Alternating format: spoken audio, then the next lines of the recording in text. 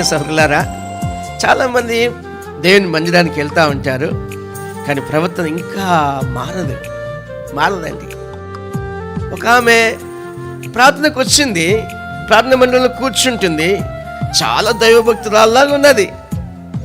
కానీ వీధిలోకి వెళ్ళిన తర్వాత ఆ వీధిలో ఉన్న ప్రజలందరూ కూడా, ఫలానా వ్యక్తి ఎక్కడున్నారమ్మా అంటే, ఆమె గయ్యాడి గంప, అయ్యా ఆమె కోసం ఎందుకు వస్తున్నారు అయ్యా అని మమ్మల్ని అన్నారు.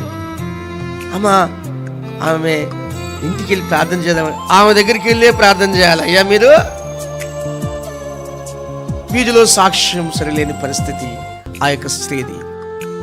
చూడండి, మనము దేవుని గొర్రెలుగా ఉండాలనుకున్నప్పుడు ఆ గొర్రె ఎప్పుడు కూడా సాధు స్వభావంగానే ఉంటుంది. దేవుని మందిరంలో ఒక విధంగా, దేవుని మందిరం విడిచి వెళ్ళిపోయిన తర్వాత ఇంటి దగ్గర ఒక విధంగా, వీధిలో ఒక విధంగా ఉంటుందా?